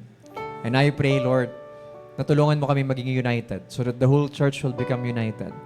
In the name of Jesus. We pray for the abundance of your love to abound in us towards others so that we can love one another as you have loved us. I pray for the mothers, for the fathers, sa mga parents na narito, Panginoon. Dinadalain ko that you'll give them wisdom. Let their understanding, Lord, widen, Lord, in the name of Jesus. Help them to govern their families, their loved ones, in the name of Jesus. And Lord, I pray na soon ay yung mga kapamilya nila at mga mahal nila sa buhay, may dadala nilang lahat sa pagsamba sa iyo, Panginoon. I pray for the marriages, Lord, sa mga couples. I pray for their love to continue to increase in their lives. Let there be unity among the husbands and the wives, Lord. Pagpalain mo ang kanilang pagkasama at patuloy na mapunuin mo ng pag-ibig mo, kagalakan at kapayapaan ng Diyos ang mga marriages sa pangalan ni Jesus. I pray, Father, for those people who are professionals, mga nagtatrabaho. I speak blessings sa kanilang mga trabaho. I declare, Lord, that you'll continue to anoint their hands, Lord, so that every works of their hands will be blessed by you. In the name of Jesus, I pray for spirit of excellence and spirit of wisdom sa kanilang mga buhay. Holy Spirit, help them, Lord, na maging maayos ang kanilang mga performance sa mga trabaho nila or even mga businesses na meron sila, Lord, ay pagpalain mo sa pangalan ni Jesus. I speak promotion sa mga positions nila, promotion sa kanilang works, Lord, and even increase ng mga salaries nila para maging blessing sa kanilang pamilya sa pangalan ni Jesus. I speak sa mga estudyante, Lord, I declare for them that you will bless them with your wisdom, Lord, na maging maayos ang kanilang pag-aaral, Panginoon. Lord, let these people, yung mga estudyante dito mula kinder, elementary, or preschool, or mga colleges, Panginoon, high school, I pray, whether senior or junior high school, I pray for everyone na nag-aaral sa pangalan ni Jesus, that you'll give them, Lord, the heart na maging exempted, Lord, kung paano bumaba daw ang education dito sa Muntinlupa, Lord, exempted silang lahat sa pangalan ni Jesus sapagkat ikaw ang nagbibigay ng karunungan, kaalaman at kaunawaan sa aming lahat. And so I pray, Lord, na maging maayos ang kanilang mga performances sa school at maging maayos ang kanilang mga grades at maging personal testimony nila ito para sa kanilang mga kaklase na mapanunulunan din sa iyo sa pangalan ni Jesus, Lord. I speak for the children, sa mga bata, Lord. Let them grow in your grace and in the knowledge of our Lord and Savior, Jesus Christ, Lord. Itong mga batang to, Lord, mag-raise up ka po ng mga prayer warriors, intercessors, at prophets, pastors, Lord, future leaders, in the name of Jesus. And Lord, I pray na ikaw po ang siyang humawak sa mga batang ito, Panginoon. Lord, right now, for the whole church, sa mga nanonood sa online, whether, Lord, I pray that you'll continue to cover us with the blood of Jesus, Lord. I pray for the blood of Christ, Lord, to continue to cover us, protect us at all times. And I speak, Lord, that you'll continue to guide each and every one of us, Lord, sa lahat ng aming mga ginagawa araw-araw. I speak, Lord, and command the angels of the Lord na naka-assign sa bawat isa na patuloy na bantayan kaming lahat 24/7, Lord. I pray for the protection of the Lord sa bawat isa that nothing shall harm us in the name of Jesus, Lord. Salamat din, Lord, sa kagalingan. If any one of you na merong mga sakit at karamdaman, I declare for your healing right now by the blood of the Lamb supernaturally to flow through your veins from the top of your head to the sole of your feet. Release the power of God right now sa kanilang mga buhay, Lord, and let them receive your healing in the name of Jesus. Lord, we speak healing then, Panginoon, sa buhay ni Pastora Fatima, Lord, we pray as a church, Lord, that you'll continue to heal her in the name of Jesus. Every part of her body, every system of her body, Lord, from top to bottom, Lord, from the inside out, we speak the blood of Jesus to flow supernaturally, and let your healing flow right now and restore everything in her life in the name of Jesus. At ikaw po, Panginoon, magpalakas sa kanya upang makapag-minister ulit siya sa iyo sa pangalan ni Jesus, Lord. Patuloy mo rin lahat ng panalangin din namin lahat, Lord, personally. Ay bigyan mo po ng katugunan according sa kalooban mo. We remember Nanay Redren, Panginoon, salamat sa healing mo, sa recovery na binibigay mo rin sa kanya, and restoration, Lord, I pray.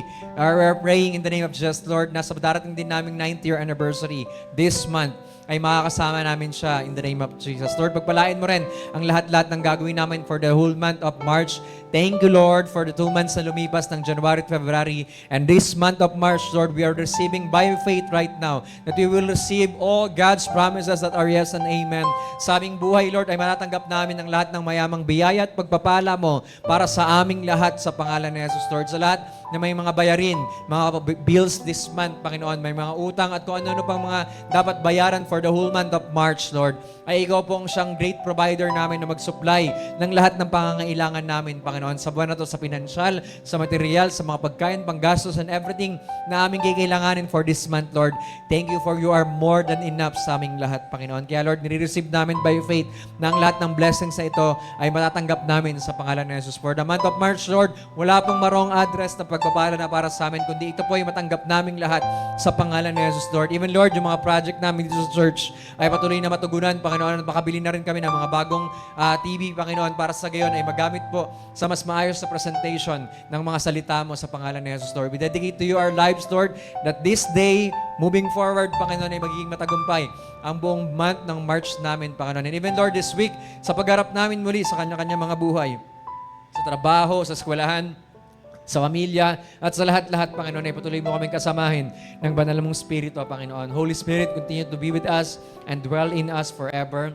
And I pray that you will hold us with your mighty hand, Father. And Lord, even Lord, pinagpipray din namin yung mga nanonood sa online, nasan man sila ngayon, Panginoon, ay pagpalain mo silang lahat sa pangalan ni Jesus, Lord. I-bless mo rin ang buhay ni Ate Debs at ni Miguel sa Belgium, kana Eman, Panginoon, na nasa Bulacan, yung buong Santiago family. We declare blessings sa kanilang mga buhay. Even kay Kat, kay Mac, Panginoon, na nasa Japan, Panginoon, or kung nandito sila sa Pilipinas, ay pakaingatan at pagpalain mo po ang kanilang mga buhay, Panginoon. Lord, we pray for your blessings sa lahat din ng mga nanonood online, wherever they are, ay ipagpalain mo sila. Even yung mga members ng church na wala po rito at kung nanonood sila sa online, Lord, ay ipagpalain mo rin ang kanilang mga buhay. Salamat po, Lord, sa pag-iingat mo rin sa amin sa buong maghapon, that from the rising of the sun to the going down of the same, your name will be praised, Lord. At sa pag-take din namin, Lord, ng communion, the third communion namin for this year, Lord, ay patuloy na pagpalain mo po ang fellowship namin sa iyo sa oras na to, Panginoon. Maraming salamat sa biyaya mo at maganap po ang iyong mabuti kaya ayot lubos mong kalooban sa aming lahat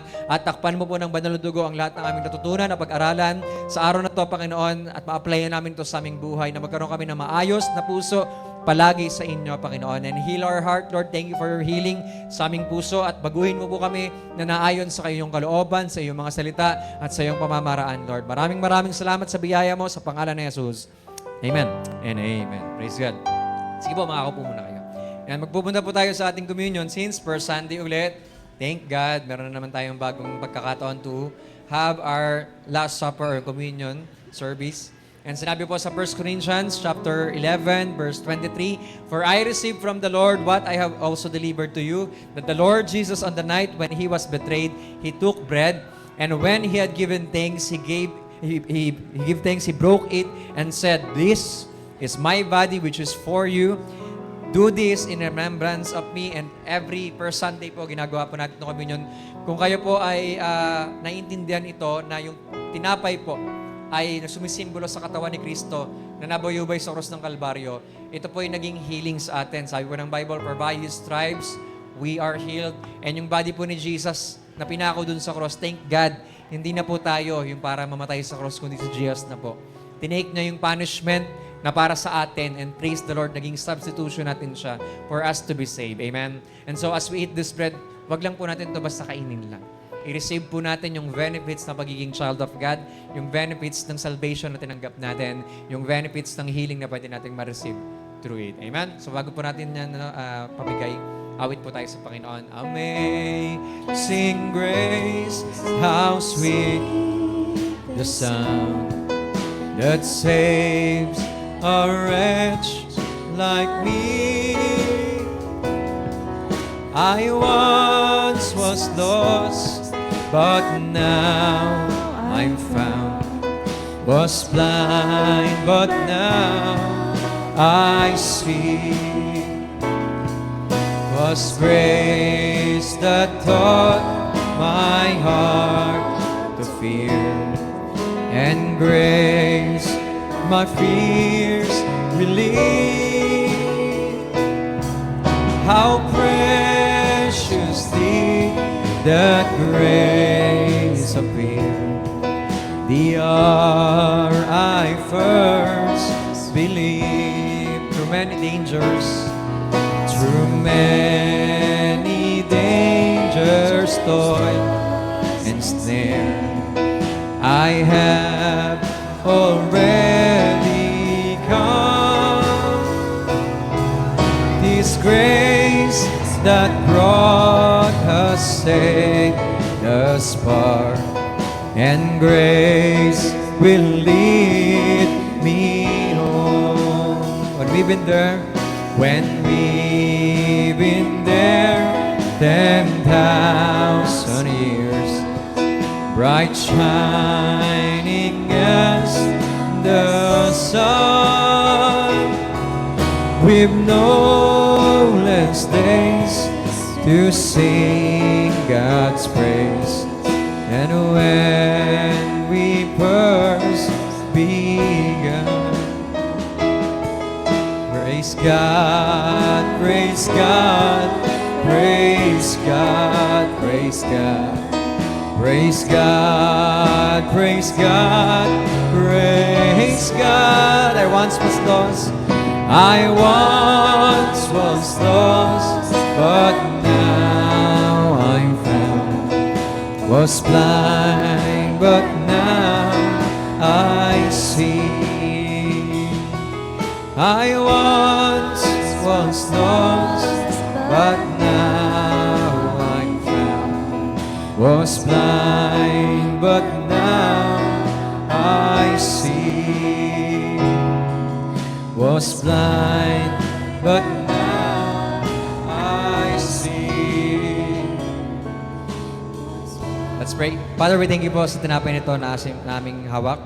And we thank you, Lord, for the blood of Jesus na naglinis din sa amin, Lord. But most of all, thank you, Lord, for giving your life, your body to be crucified sa cross, Panginoon. And salamat po. Dahil kami pong lahat, Panginoon, ay nagkaroon ng kaligtasan sa ginawa mo po dun sa cross, Panginoon, ng Kalbaryo. And thank you, Lord, for bearing our punishment, Lord. Thank you for your forgiveness sa aming lahat, Panginoon. We are all forgiven because you are forsaken, Lord.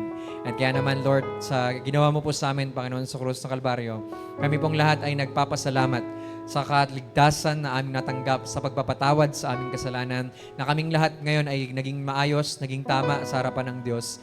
Dahil kaming lahat, Panginoon, nabalik, na-reconcile kaming lahat because of the cross of Jesus Christ. Kaya naman, Lord, we thank you po and we bless you, Lord. We natanggap po na namin, Lord, because by your stripes we're healed, Lord.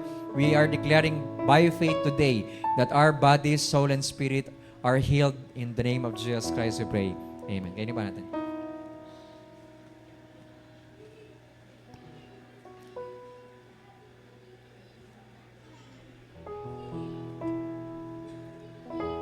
In the same way, he also took the cup after supper, saying, "This cup is the new covenant in my blood. Do this as often as you drink it in remembrance of me." Everyone po, pagkuha niyo po ng cup, ininumin niyo na po, tapos balikin po sa lalagyan. The blood of Jesus, or yung cup po, nagsimbolo sa blood ni Jesus, is our forgiveness. It's our justification by faith. It is our sanctification.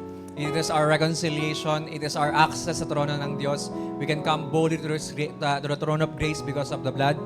It is our victory through the blood of Jesus, we have overcome Satan. Meron tayong victory every time na meron tayong battle sa buhay. Meron tayong protection sa attacks ng kaaway because of the blood. Always pray for the application of the blood of Jesus sa ating buhay. Amen? Lagi niyo pong pag-prayin, Lord, we apply the blood of the Lamb sa aming puso, sa aming buhay, sa aming isip, sa aming pamilya. Always remember, laging i-apply sa 5 categories ng buhay natin yung blood ni Jesus. Una, sa buhay natin. Pangalawa, sa pamilya natin. Pangatlo, sa trabaho o sa gawa ng kamay natin. O sa business, kung ano meron tayo. Sa pag-aaral, kung estudyante ka pa. Pang-apat, sa lahat ng properties and possessions na meron tayo. And lastly, sa ating influence. Okay, i-apply po natin, Lord, apply your blood sa aming buhay. Cover us with your blood so that the enemy cannot attack us. Hindi na tayo matalo or hindi niya tayo ma-atake because we're all covered by the blood. Amen po. So let's pray. Father, we thank you, Lord, sa mga cup na ito, Lord, nag-simbolo ng blood ni Jesus. We thank you, Lord, for the benefits of the blood that we can enjoy because we are your children. And so we declare today, Lord, as we drink this cup, Lord, ay patuloy na mangyayari po yung communion namin sa iyo that we are one with you. And we will do this, Lord, not just to remember you, but to also wait for your return, Jesus. And so I pray, Lord, na maging faithful po kami, na mag-antay sa iyo hanggang makita ka namin ng mukhaan, na kaming lahat ay tapat na naglilingkod sa inyo, tapat na gumagawa ng kalooban mo, Panginoon. And Lord, as we drink this cup, Lord, I pray that you seal our hearts and our lives, Lord, our families, our loved ones, our possessions and properties, the works of our hands, Lord, our influences, with the blood of Jesus. Salamat po, Lord, because there's still power in the precious blood of the Lamb today. At takot na takot pa rin ang kaaway, ang mga demonyo, Panginoon, kapag nakikita nila yung application ng blood sa aming lahat. So therefore, Lord, we pray sa aming mahal sa buhay, sa mga nanonood sa online, sa mga narito, we thank you, Lord, that you will apply the blood of Jesus over our lives, Lord. Salamat po sa victory na meron kami sa pamamagitan ng dugo ni Jesus, Lord. And we thank you, Lord, Jesus, we remember you today as we commune with you in Jesus' name. Amen. Sige po. Oh, the blood of Jesus. Oh, the blood of Jesus. Oh, the blood of Jesus has washed away my sin. There is power in the blood of Jesus. There is power in the blood of Jesus. There is power in the blood of Jesus. Has washed away my sin.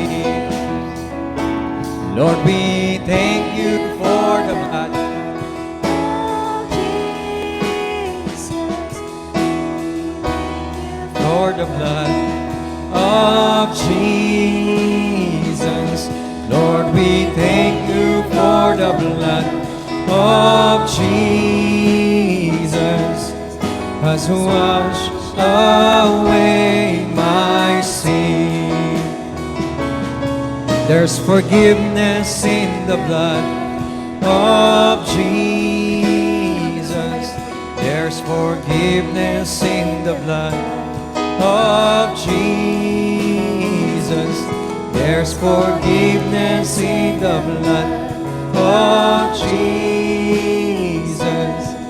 Has washed away my sin.